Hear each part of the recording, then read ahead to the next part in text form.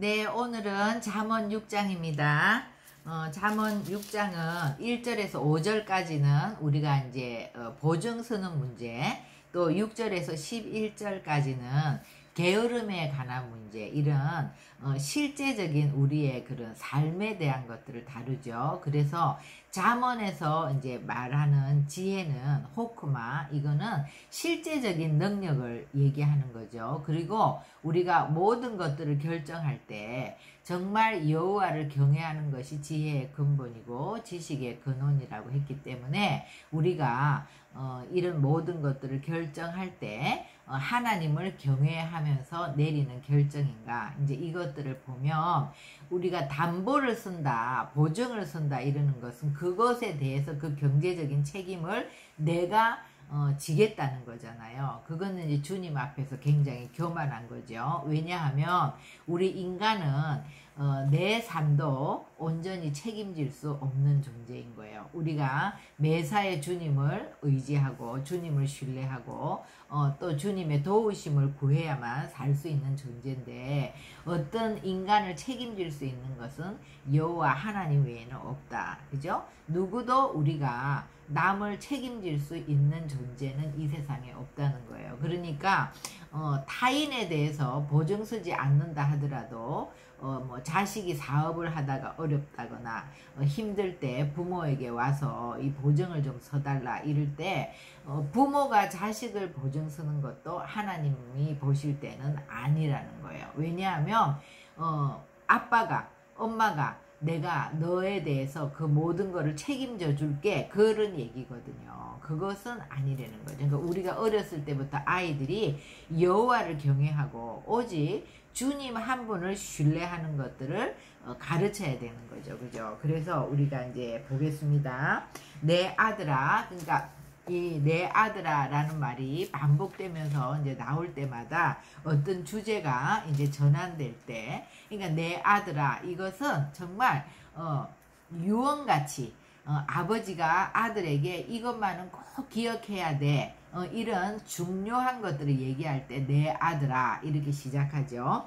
네가 만일 이웃을 위해서 담보하며 타인을 위해서 보증하였으면 네 입의 말로 네가 얽혔으며 네 입의 말로 인하여 잡히게 되었다는 거예요. 그래서 우리가 오장할 때 입술로 지식을 지키도록 하라. 그죠? 이제 그 여기서 나오는 지식, 여호와를 아는 지식 다 뜻이죠. 그죠? 그래서 항상 우리의 입술에 하나님의 말, 하나님의 방법으로 얘기해야 되는데, 내가 경솔하게 보증 서줄게 이렇게 하는 거는 이미 그 입술로 네가 얽혔고 네 말로 인해서 잡히게 되었다. 그러니까 입술에 파수꾼을 세우지 못했다는 거예요. 그죠?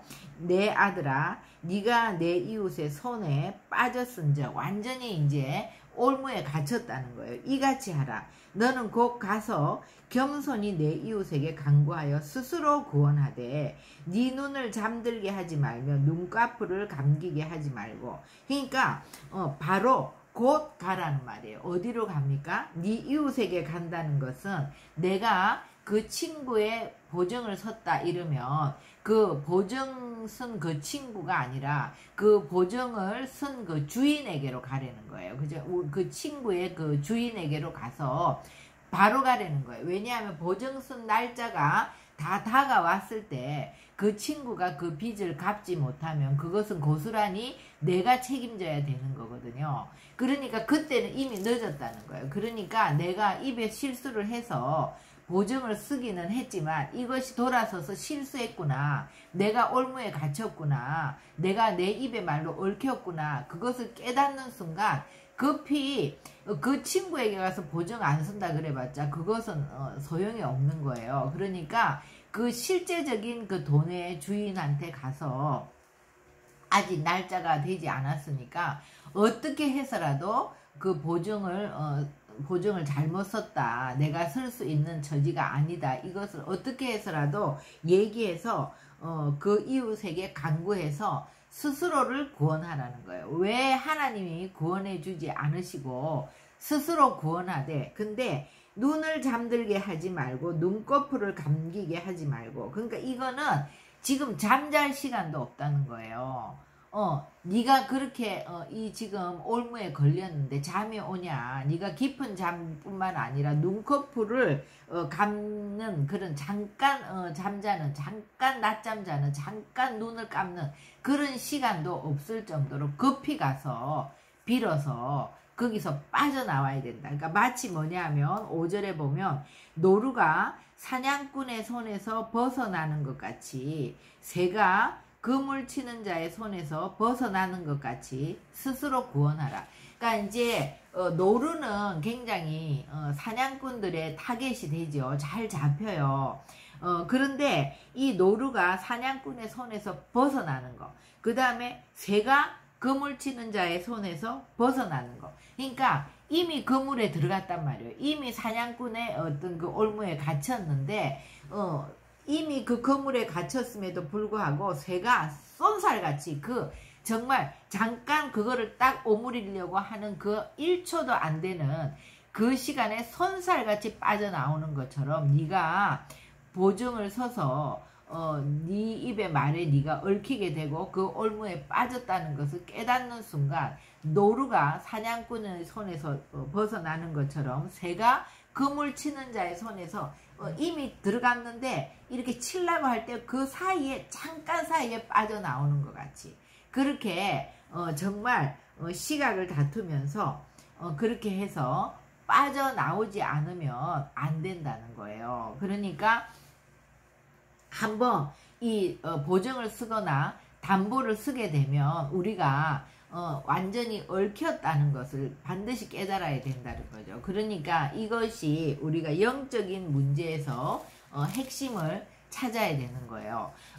너무나 친한 친구가 와서 또 뭐 형제가 와서 또 자녀가 와서 이 보증을 서달라 그러면 그렇게 지금 급하고 다 죽어가고 힘드는데 내가 잠깐 보증 쓰면 이 급한 것에서 빠져나오고 죽을 뻔한 데서 살아날 것 같은 느낌? 그래서 내가 정말 벅찬데도 보증을 서준다고 생각할지 모르겠지만 보증이라는 것은 뭐 우리 보증을 잘못 쓰면은요 내 집이 전 재산이 집 한 채밖에 없는 평생을 모아서 내가 살고 있는 보금자리 그 집이 날아갈 수도 있는 거고 나의 전 재산이 날아갈 수도 있는 건데 그것을 네가 책임질 수 있겠냐 이거예요.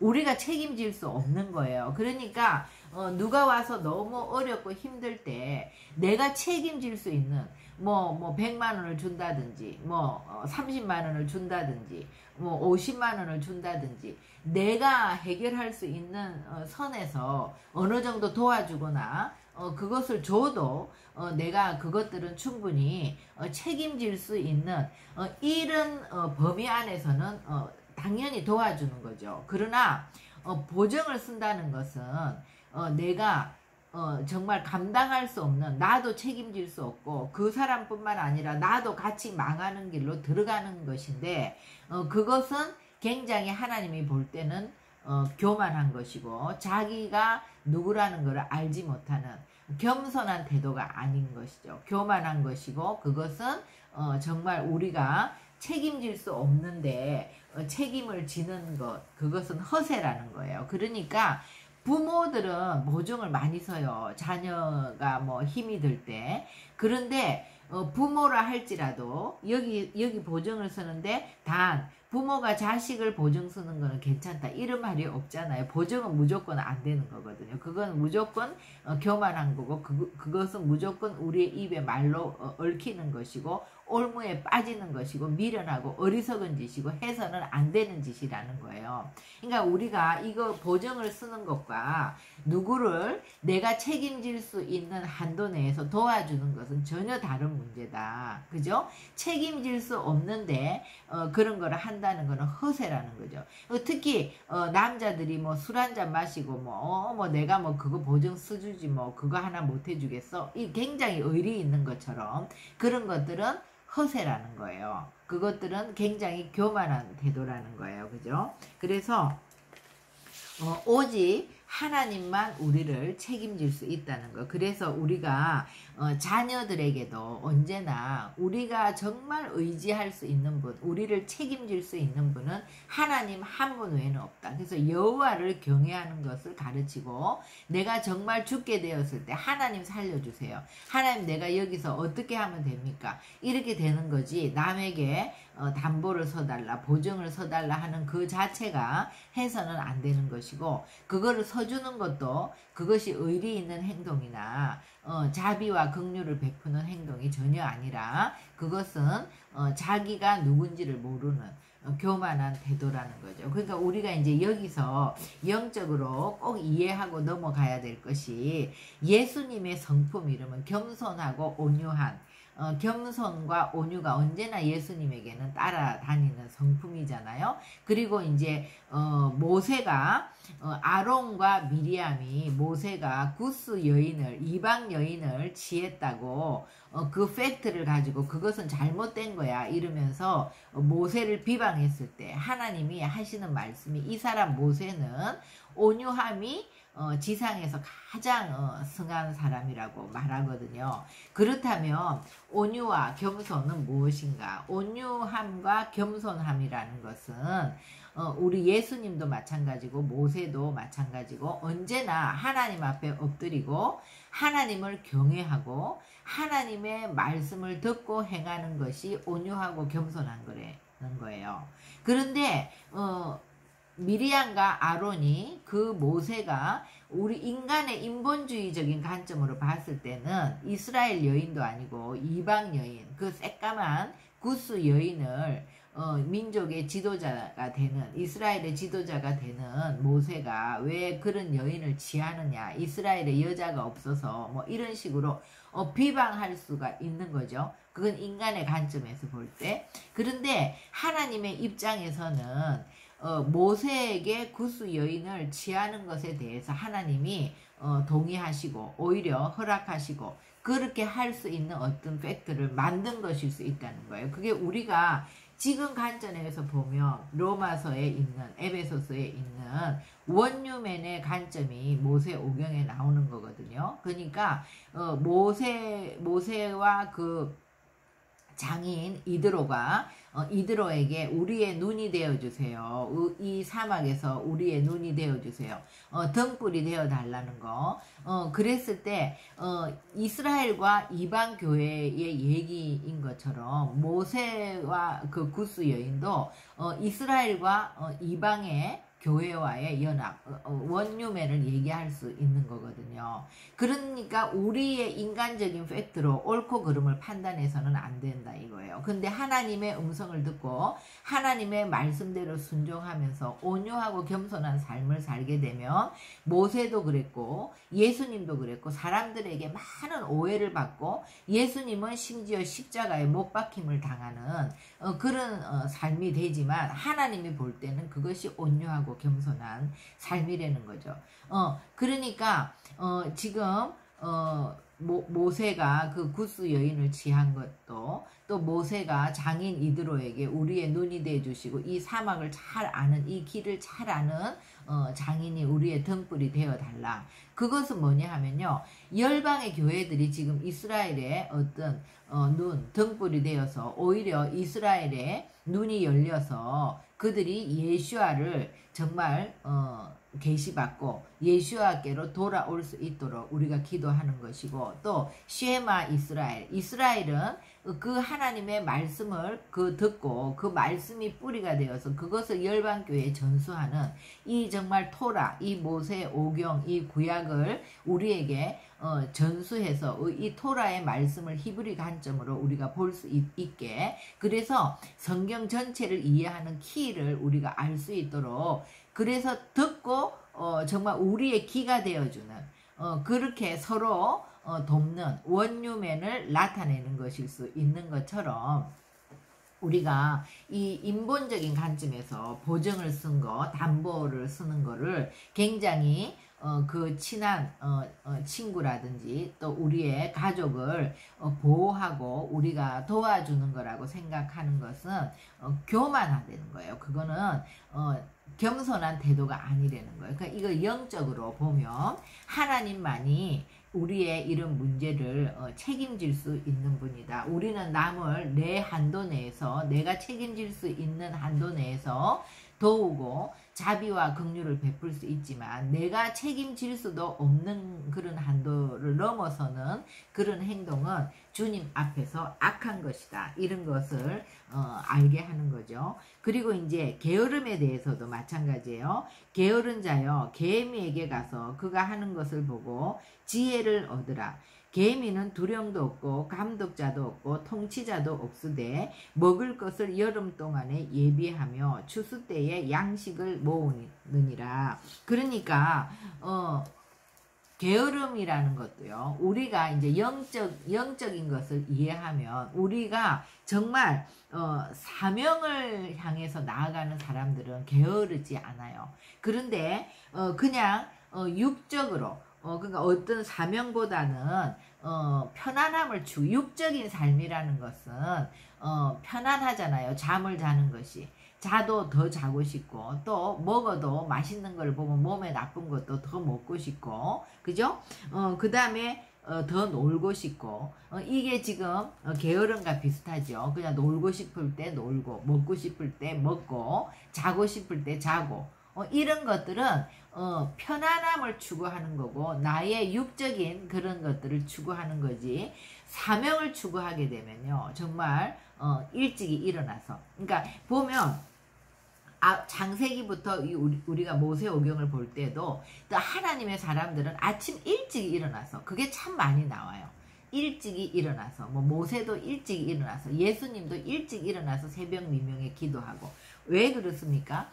영적인 어떤 나의 사명, 이 땅의 부르심이 무엇이고 내가 해야 될 것이 무엇인가 그런 것을 아는 사람들은요 편안함을 추구하는 것보다 사명을 추구하게 되면 이렇게 게으를 수가 없는 거죠. 그러니까 우리가 단지 좀 느릿느릿한 토끼 같은 사람도 있고 거북이 같은 성품도 있잖아요. 근데 그런 느릿느릿한 성품과 게으름은 전혀 다른 거거든요. 게으름은 자꾸 더 자자, 더 놀자, 더 먹자 이런 어떤 나의 쾌락, 나의 편안함 그래서 꼼짝도 하지 않고 그냥 내 중심적으로 편안함만 추구하는 사람은 게을르죠. 그러나 사명을 향해서 달려가는 사람은 부지런하단 말이에요. 그러니까 이 사명은 어떤 것과 연결됩니까? 사명을 향해서 살아가다 보면 이 하나님의 성품 정말 그 거룩한 하나님의 성품, 그 사랑이신 주님의 성품, 그 사랑과 공의의 하나님 이런 성품은요 다 일단 우리가 누구를 사랑하면 게으르지 않아요.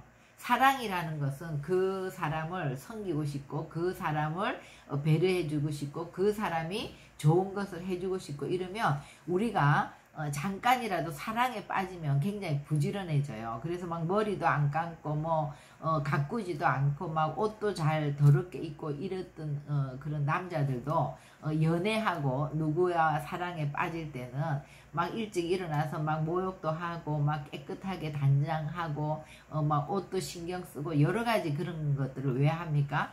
사랑하기 때문에. 그죠? 그것도 결혼해서 여자들이 남편을 사랑하면 일찍 일어나서 막 밥도 하게 되고 또 자녀들을 낳아서 자녀를 너무나 사랑하게 되면 막 해서 막 안 먹으려고 하는 것도 억지로 먹이고 뭔가 이런 거를 하는 것이 힘들고 어려운 게 아니라 그거 자체가 막 그 동력이 되잖아요. 그러니까 게으르다는 것은 우리가 그런 동력, 어떤 그런 사명, 어떤 그런 하나님의 나라의 동력이 우리의 삶에 빠졌을 때 게으르게 되는 거죠. 그래서 계미는 두령도 없고 감독자도 없고 통치자도 없다는 거예요. 근데 본능적으로 먹을 것을 여름 동안에 예비하고 추수 때에 양식을 모은다는 거죠. 그냥 이 말은 우리가 정말 이렇게 씨를 뿌려야 될 때가 있고 이것들을 막 가꾸어야 될 땀 흘리면서 일해서 이런 것들을 병충해도 막아주고 막 우리가 막 그런 풀도 쏟아주고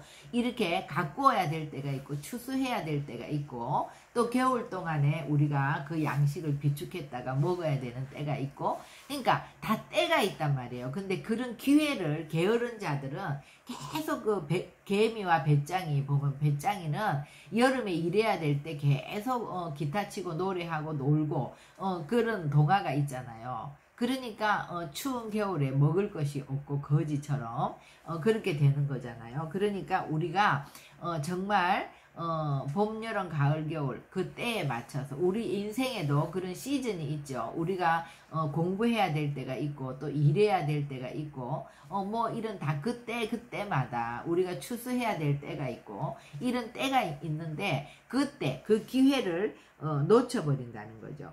이런 것들을 제때하지 않으면 우리 인생에 주어진 기회를 놓친다. 게으른 자여 네가 어느 때까지 누워 있겠느냐. 어느 때에 잠이 깨어 일어나겠느냐. 좀 더 자자, 좀 더 졸자, 손을 모으고 좀 더 누워 있자. 우리도 이럴 때가 있죠. 우리가 뭐 편안함을 추구한다기보다 사명을 추구하고 또 하나님의 성품을 따라 살려고 하고 이런 것이 있어도 우리는 본능적으로 이렇게 게으름, 본능적으로 그런 육적인 어떤 편안함 이런 것들을 추구하는 것들이 우리 안에는 항상 있기 때문에 아무 생각 없이 살다 보면 그냥 본능적으로 살다 보면 이렇게 된다는 거예요. 그렇게 되면 네 빈궁이 강도같이 오고 네 곰핍이 군사같이 따르리라. 강도는요 온다 이런 게 없이 언제 올지 몰라요. 그냥 강도가 군사도 마찬가지예요. 뭐 전쟁이 언제 날지 그런 거 몰라요. 그죠? 그러니까 갑자기 빈궁은 굉장히 어떤 어려움이에요? 빈궁은 그러니까 정신적인 거죠. 이것은. 그리고 곰핍은 빈궁은 실제로 경제적인 어려움이죠. 경제적으로 빈궁해진다. 먹을 것이 없고 정말 남한테 구워야 되고 거지처럼 되는 것이고 또 내 곰핍이 군사같이 이른다. 이 곰핍은 정신적인 어려움이 이렇게 군사같이 온다는 거예요. 그러니까 경제적으로 실질적으로 또 정신적으로 이렇게 어려움이 온다는 거죠. 그래서 이제 오늘 우리가 이런 경제적인 문제를 다루었는데 우리 5장에서는 이제 성적인 유혹에 대해서 다뤘잖아요. 그러니까 어떤 사람도 이런 성적인 유혹 또 이런 경제적인 유혹에 다 약하죠. 그렇기 때문에 이런 것들에 대해서 이 잠언은 정말 잠언에 나오는 지혜는 하나님을 경외하는 것이 지혜의 근본이라고 했기 때문에 이 지혜는 실제적인 능력인데 우리가 정말 주님을 경외할 때 이 실제적인 하나님이 우리에게 나타나 하나님의 능력이 우리 가운데 와서